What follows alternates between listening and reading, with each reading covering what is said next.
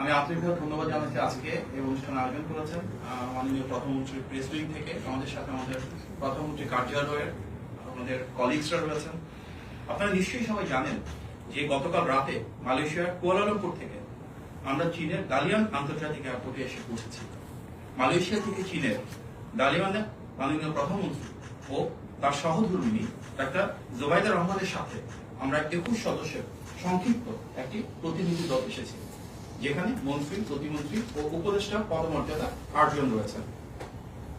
এই সংক্ষিপ্ত কলেবরকে ধারণ করি মাননীয় প্রধানমন্ত্রী বহুপাক্ষিক বিষয়ে বাংলাদেশের স্বার্থ সংশ্লিষ্ট বিষয়গুলি নিয়ে আলোচনা করে চলেছেন। গণপ্রজাতন্ত্রী চীন সরকারের একটি উচ্চ প্রতিনিধি দল মাননীয় প্রধানমন্ত্রীকে গতকাল লাল গালিচা সংবর্ধনা দিয়ে বরণ করেন এবং মোটর শোভাযাত্রার মাধ্যমে সর্বোচ্চ গুরুত্ব প্রদান করে হোটেলে নিয়ে আসেন। আমরা দেখেছি পুরো রাস্তা জুড়েই ছিল রাষ্ট্রীয় প্রোটোকল এবং পুলিশি প্রহরা। এই সম্মাননার জন্য আমরা চীন সরকারকে ধন্যবাদ জানাই। প্রিয় সাংবাদিকবৃন্দ, আপনারা নিশ্চয়ই জানেন অত্যন্ত সফল মালয়েশিয়া সফরে মাননীয় প্রধানমন্ত্রী মাত্র কয়েকটি কর্মঘণ্টা পেলেও তার মাঝেই মালয়েশিয়ার মাননীয় প্রধানমন্ত্রী ও মহামান্য রাজা সহ গুরুত্বপূর্ণ নেতৃবৃন্দদের সাথে বাংলাদেশের স্বার্থ সংশ্লিষ্ট প্রায় প্রতিটি গুরুত্বপূর্ণ বিষয়ে ফলপ্রসূ আলোচনা করেছেন। সেই ধারাবাহিকতায় চীনে এসে তিনি দ্বিপাক্ষিক সম্পর্ক থেকে বর্তমানে বহুপাক্ষিক বিষয় নিয়ে উপস্থিত বৈশ্বিক নেতৃবৃন্দের সাথে আলোচনা শুরু করেছেন। ওয়ার্ল্ড ইকোনমিক ফোরাম আয়োজিত সামার দাভোস 2026 বর্তমানে চীনের দালিয়ানে এই শহরে অনুষ্ঠিত হচ্ছে।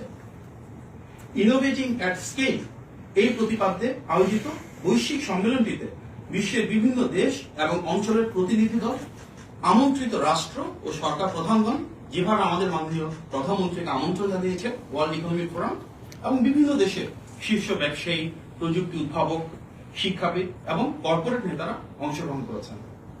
মাননীয় প্রধানমন্ত্রী জনাব তারেক রহমানের একজন সরকার প্রধান হিসেবে বাংলাদেশের বাইরে এটি প্রথম কোন বৈশ্বিক সম্মেলনে অংশগ্রহণ। এই সম্মেলনের মাধ্যমে তার কি মূল লক্ষ্য বাংলাদেশে অধিকতর বৈদেশিক বিনিয়োগ নিশ্চিত করা, কর্মসংস্থান সৃষ্টি করা, জলবায়ু সহনশীলতা এবং টেকসই উন্নয়নের যে অগ্রযাত্রা রয়েছে সেটিকে আন্তর্জাতিক বিনিয়োগ এবং অংশীদারিত্বের সাথে আরো গভীরভাবে সম্পৃক্ত করা। একই সঙ্গে বাংলাদেশের ব্যবসা যে সবার জন্য উন্মুক্ত, আমরা ডিরেগুলেশন করছি, ইকোনমিক লিবারালাইজেশন করছি, ফরেন ইনভেস্টমেন্ট অ্যাট্রাক্ট করছি, সেগুলোর জন্য কিন্তু বৈশ্বিক বিনিয়োগকারীদের আস্থা তৈরি করা, একটা প্রতিযোগিতামূলক পরিবেশ তৈরি করা, সেগুলো নিয়ে ধারাবাহিকভাবে আলোচনা চলছে। প্রিয় সাংবাদিকবৃন্দ, ওয়ার্ল্ড ইকোনমিক ফোরামের প্রেসিডেন্ট এবং সিইও আলুইস জুইঙ্গি আজকে মাননীয় প্রধানমন্ত্রীর সাথে একটি সৌজন্য সাক্ষাৎ করেছেন। সেখানে বাংলাদেশের গণতান্ত্রিক সরকার কিভাবে বিনিয়োগ বৃদ্ধি করতে পারে, কিভাবে কর্মসংস্থান সৃষ্টি করতে পারে, কিভাবে দেশের মানুষের অগ্রযাত্রার পথে আরো ধাবিত করা যায়, এগুলি নিয়ে তাদের বিশদ আলোচনা হয়েছে। এবং ওয়ার্ল্ড ইকোনমিক ফোরামে আজকে অনেকেই বাংলাদেশ সরকারের বিভিন্ন কর্মসূচির ভূয়সী প্রশংসা করেছেন। আজ সন্ধ্যায় মাননীয় প্রধানমন্ত্রী ওয়ার্ল্ড ইকোনমিক ফোরামের climate leadership in a shifting global landscape নামক সেশনে বক্তব্য রেখেছেন। অত্যন্ত গুরুত্বপূর্ণ এই বক্তব্যে তিনি জলবায়ু পরিবর্তনের প্রেক্ষিতে নির্বাচিত সরকার কর্তৃক গৃহীত বিভিন্ন কর্মসূচি, যেগুলো আন্তর্জাতিকভাবে স্বীকৃতি পেয়েছে, প্রশংসিত হয়েছে, সেগুলো তুলে ধরেছেন।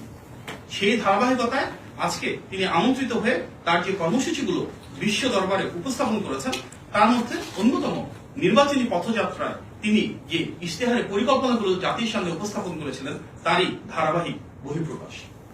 আগামী 5 বছরে 20,000 কিলোমিটার নদী ও খাল খনন এবং পুনঃখনন, পদ্মা ও তিস্তা অববাহিকার পানি ব্যবস্থাপনা উন্নয়ন, 5 বছরে 25 কোটি বৃক্ষরোপণ, সবুজ শিল্পের বিকাশ, পাট শিল্প ও পরিবেশ বান্ধব ইলেকট্রিক ভেহিকল চালু এবং নবায়নযোগ্য জ্বালানির শতকরা 20% উন্নতি করার যে লক্ষ্যমাত্রা, সেটি তিনি বিশ্ব দরবারে বাংলাদেশের পক্ষ থেকে উপস্থাপন করেছেন।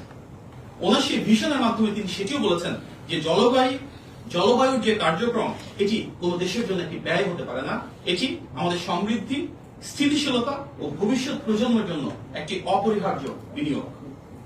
মাননীয় প্রধানমন্ত্রী একই সঙ্গে ক্ষয়ক্ষতি তহবিলের, যেটিকে internationally loss and damage fund বলে, সেটির কার্যকর বাস্তবায়ন, সহজলভ্য ও ও পর্যাপ্ত জলবায়ু অর্থায়ন নিশ্চিতকরণ এবং প্রশমন ও অভিযোজন কার্যক্রমে সমান গুরুত্ব দেওয়ার উপর জোর দিয়েছেন। তিনি জলবায়ু সংকট মোকাবেলায় বৈশ্বিক সংহতি, প্রযুক্তি হস্তান্তর ও যৌথ দায়িত্ববোধের ভিত্তিতে কার্যকর আন্তর্জাতিক সহযোগিতার আহ্বান জানিয়েছেন। তার এই আহ্বান আন্তর্জাতিক সম্প্রদায়ে যারা রয়েছেন তাদেরকে অনুপ্রাণিত করেছে। প্রিয় সাংবাদিকবৃন্দ, বাংলাদেশের মাননীয় প্রধানমন্ত্রী জনাব তারেক রহমান চীনের প্রিমিয়ার তথা মাননীয় প্রধানমন্ত্রী লি কিয়াং এর আমন্ত্রণে আজকে একটি নৈশভোজে সস্ত্রীক অংশগ্রহণ করছেন। সেখানে বাংলাদেশের পাশাপাশি দক্ষিণ কোরিয়ার মাননীয় প্রধানমন্ত্রী কিম মিন সিওক, মঙ্গোলিয়ার মাননীয় প্রধানমন্ত্রী নিয়াম ওসুইন উচরাল, গিনির মাননীয় প্রধানমন্ত্রী আমাদু উরি বা, মন্টিনিগ্রোর মাননীয় প্রধানমন্ত্রী মিলাজকো স্পাচিস, কাজাকিস্তানের মাননীয় প্রধানমন্ত্রী ওলচাস বেকটেনেভের সাথে অর্থাৎ 7টি দেশের সরকার প্রধানের একসাথে রাষ্ট্রীয় ভোজ এবং উন্মুক্ত আলোচনার দুয়ার আজ উন্মোচিত হতে যাচ্ছে। আগামীকাল সকালে ওয়ার্ল্ড ইকোনমিক ফোরামের annual meeting of the new champions অনুষ্ঠিত হবে। সেখানে অন্যান্য বৈশ্বিক নেতৃবৃন্দের সাথে মাননীয় প্রধানমন্ত্রী উপস্থিত থাকবেন। ওয়ার্ল্ড ইকোনমিক ফোরামের বিভিন্ন দেশ থেকে আগত আন্তর্জাতিক ব্যক্তিত্বরা মাননীয় প্রধানমন্ত্রীর সাথে বিভিন্ন বিষয়ভিত্তিক পলিসি নিয়ে আলাপ আলোচনা করবেন। আগামীকাল দুপুরবেলা ডালিয়ান থেকে বেইজিং এর একটি হাই স্পিড ট্রেনের মাধ্যমে দ্বিপাক্ষিক বৈঠকে চীনের মাননীয় প্রধানমন্ত্রী লি কিয়াং এর আমন্ত্রণে মাননীয় প্রধানমন্ত্রী ও তার সফর সঙ্গীরা স্থানীয় সময় দুপুর 2টায় বেইজিং এর উদ্দেশ্যে যাত্রা শুরু করবেন। জনগণের ভোটে নির্বাচিত সরকারের প্রধান হিসেবে মাননীয় প্রধানমন্ত্রী দেশে যেমন জনগণের অবাধ আস্থা এবং ভালোবাসায় সিক্ত হয়েছেন, ঠিক তেমনি আন্তর্জাতিক অঙ্গনেও একটি মর্যাদা সম্পন্ন রাষ্ট্রের সরকার প্রধান হিসেবে তিনি সর্বোচ্চ রাষ্ট্রীয় সম্মাননা ও আনুষ্ঠানিকতার মাধ্যমে সর্বত্র গৃহীত হচ্ছেন।